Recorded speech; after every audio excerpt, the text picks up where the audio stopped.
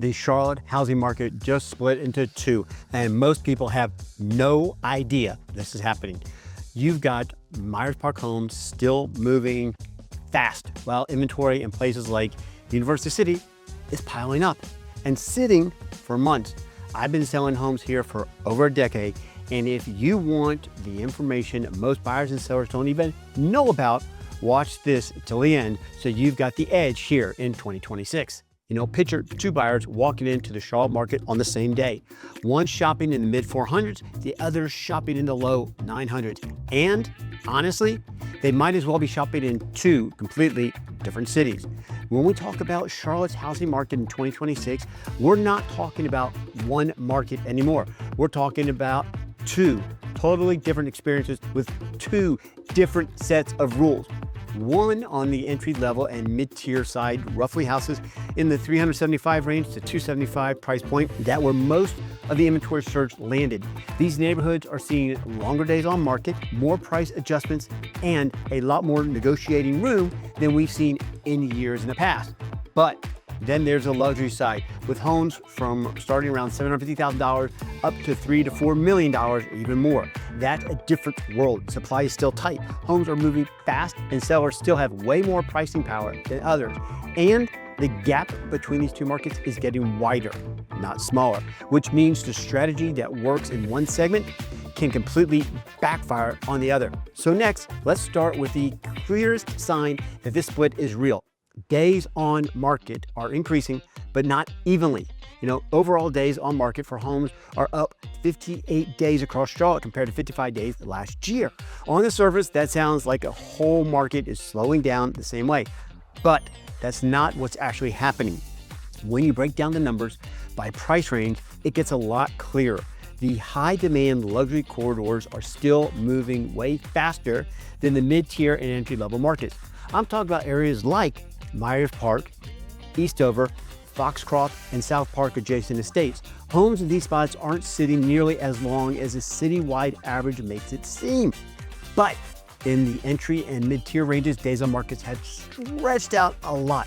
Homes that would have sold in about 30 days a couple of years ago are now taking 50, 60, sometimes even 70 days to close. And later, when we get into strategy, I'll show you how to use that exact time to your advantage. So stick around. Now, once you get above the $4 million price point, things slow down again. The homes are still selling, but they need a very specific buyer. And what's even crazier is a lot of those deals are cash. The difference in pace matters because when a luxury home sits for 60 days, buyers start circling and then they come in sharper. But when an entry-level home sits for 60 days, that's what's starting to feel normal in a lot of neighborhoods. So the big question is this: if the market is slowing down in some places, but not others, where did all the new inventory actually go? Because total inventory is up significantly. When you look at inventory across the Charlotte metro, the numbers tell a pretty lopsided story. And it gets even more obvious when you break it down by neighborhood and price point. Reports show inventory is up roughly 25% year over year, with around 11,300 active listings across the Charlotte region. Months of supply is now 3.1 months, which is the highest we've seen in many years in the past. But that increase didn't land evenly. Most of the new listings showed up in the entry level and mid-tier ranges. That's where the surge happened, and that's where buyers are seeing the most choices, the most price reductions, and the most negotiating power. Now, the luxury segment did see some growth also, but it's nothing like what's happening in the more affordable price ranges. In the higher end market, supply is still tight in the places buyers want most. And that's a big reason why those neighborhoods are holding up much better. And next, I'm going to show you one number that explains almost everything about why the high-end market isn't growing as fast as the rest of Charlotte. Higher end inventory is growing slower. Here's the number that explains almost everything for you. New luxury listings are up just 3.2%. Luxury corridors like Myers Park, Eastover, Foxcroft, and the South Park adjacent estates have limited turnover every year. So even when listings rise across the city, the luxury supply stays tight. And there are a few reasons why. First, People just aren't moving as much in that segment. Second, a lot of luxury homeowners have put big money into renovations, and that keeps them in place much longer. If you spend $200,000 updating a home, you're not rushing to leave unless you really have to move. Third, there's not much land left for new construction on those established luxury areas. That limits how many new homes can even hit the market. And fourth, buyers at this price point usually aren't as rate sensitive as the regular buyer. A lot of them are paying cash, or they're using a big amount of equity from the sale of another home, which changes how they go shopping. But the biggest reason this is the most people in the luxury market are sitting on interest rates in the low 3%. If you bought or refinanced a home, this high $700,000 to $900,000 price point, when rates are around 3%, you're not jumping into a 6.2% mortgage just because you feel like moving. Most people stay put unless they absolutely have to move. Now, if you're watching this and you're trying to figure out what to do in this kind of a market, I'm Mark Weinberg, and I help buyers and sellers find the best deals for their situation. I've been a realtor here for close to 11 years, and I know this market inside and out. My contact information is in the description below. All right, let's get back, because the next piece is where you really see where the pressure is building.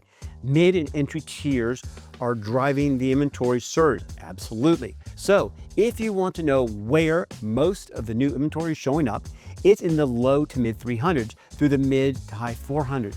That's where a lot of buildup is currently going on, especially in areas like University City, Steel Creek, and parts of zip codes like 28215, 28216, 28227. These segments are seeing more new construction on releases, and they're also seeing more resales. A lot of homeowners are trying to take advantage of the appreciation they've gained before the market cools any further. And here's what makes this range different. For sellers in the entry to mid tiers, it's still realistic to sell and buy again in a similar price range, even with interest rates where they're at. Their next purchase is also in a range where inventory is higher and they've got more negotiating power. So the gap between supply in the mid 300s and supply in the high $700,000 price point and up is getting wider. In the entry and mid-tier markets, buyers have options. Inventory has risen roughly 18% across the board, but the heaviest concentration is in these obtainable price points. More listings, more homes sitting longer, price reductions. Buyers finally have the upper hand again, but in the luxury market, you're still competing for a smaller pool of listings, and sellers know it. Now, that inventory gap is only part of the story, because the condition of these homes tells you even more about what really is going on. Most luxury sellers right now don't actually want to be selling. They have to sell. And that's why the condition of the homes matters so much in this market. Renovated homes, especially in places like Plaza Midwood, Noda, Dilworth, are still low in supply. Those turnkey homes are moving fast, even with the broader slowdown happening across the city. But original condition homes are showing up more, and they're taking longer to sell. And there's a very specific reason we're seeing more original condition inventory in the luxury market right now. A lot of luxury sellers who are listing today are doing it because they have no choice. It's usually tied to a major life event that forces the sale. Things like death of a spouse, a divorce, or a job transfer going out of state. And when that happens, they might not have the time to renovate. If you're dealing with an estate sale or divorce, you're trying to sell the home and move forward. Renovating isn't even realistic. They may not have the money to renovate either. Even in the luxury space, cash isn't always sitting there ready to put into a home before it hits the market.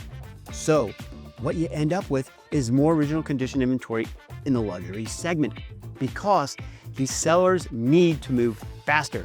They're listing as is and pricing it accordingly. And even then, they're still finding buyers because supply is so limited in these areas. And later, when we get into pricing strategy, I'll show you exactly how sellers are adjusting expectations based on condition and what that means if you're looking to buy.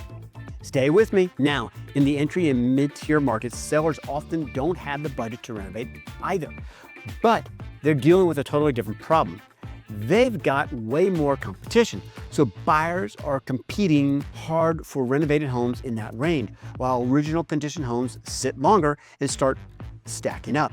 And when you zoom out, you can actually see this split happen across the map in a really clear way.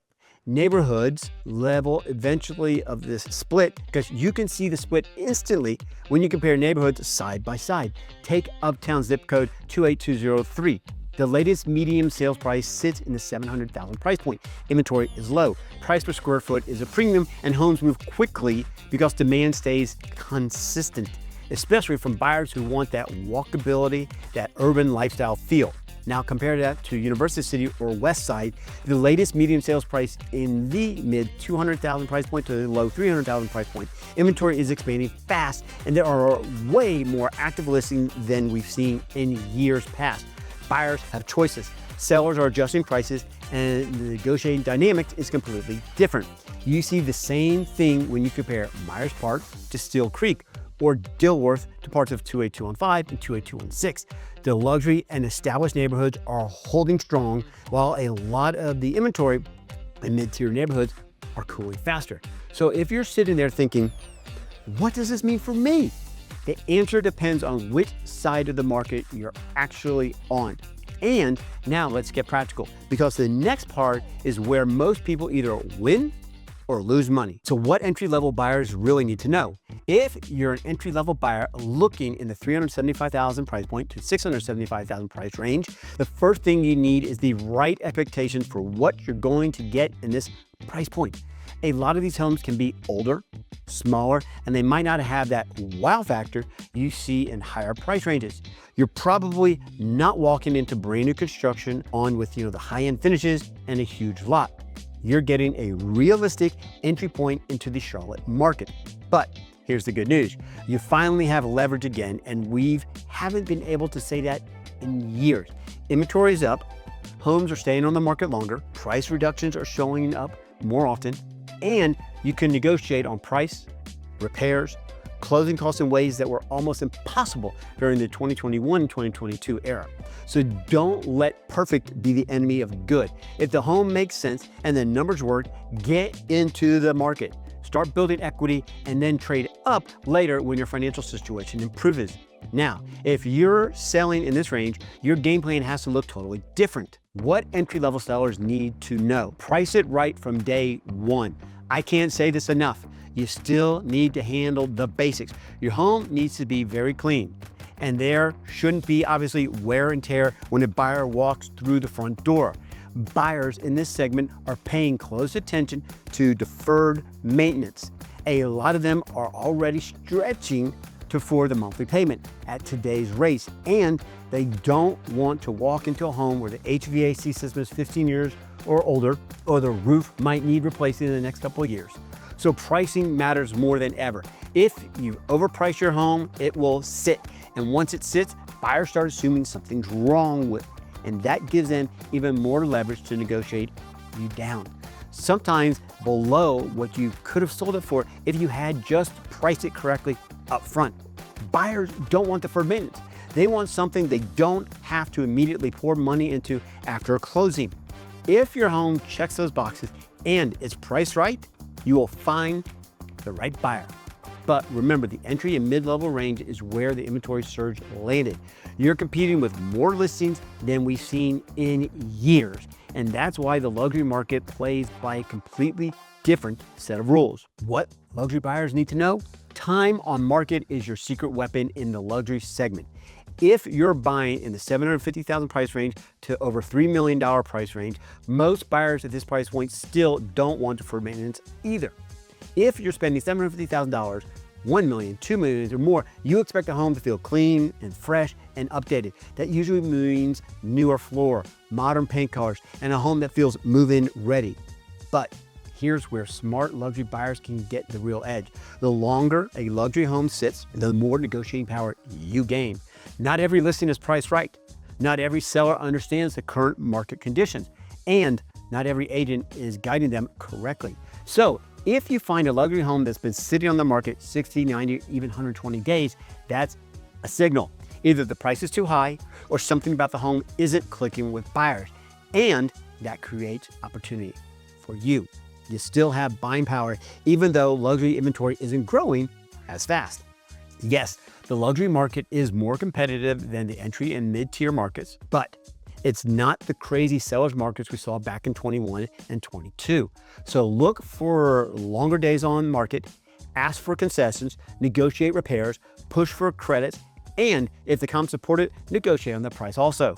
And if you're selling in this range, you've got to be sharp because buyers in this segment are picky and your first impression matters more than ever. What luxury sellers need to know. Your first 30 days on market is everything. Don't waste them on bad pricing. In this price range, condition is non-negotiable. Your home should feel clean, fresh, and updated. That means updated flooring, modern paint colors, and a home that doesn't feel like it needs a long checklist of projects. Buyers spending this kind of money are not looking to take on deferred maintenance. They don't want to buy a $900,000 house and immediately start replacing big ticket items. But beyond the condition, pricing is the big one. Yes, inventory is tighter than the entry and mid-tier segment, but that doesn't mean you can overprice and expect buyers to chase you. The longer your home sits, the more negotiating power that buyer has. In the luxury, the median days on market is just 17 days, meaning well-priced homes move faster. If you're sitting past that 30-day mark, you've already gone stale. That's when you get the most showings. That's when you get the most attention and your best shot at a strong offer. Price it right from day one. Make sure the condition is excellent and you will find a buyer. But if you overprice or you let condition issues show, your home will sit longer and you'll almost always give back money on the other side. It's two completely different experiences, and the strategies that work in one will cost you money in the other. Understanding which side you're on is the key difference between getting a deal and overpaying by tens of thousands of dollars. If you're thinking about making a move to Charlotte, don't sit on the sideline hoping the market shifts in your favor. Text me today, 704-608-6088, and I'll help you craft a custom strategy to push you ahead of the competition. Now, if you want to avoid the costly mistakes that could wipe out any advantage you gain from understanding this market, check out the video I linked here about never buy these types of homes in Charlotte. Thanks so much. Look forward to catching you soon. Bye.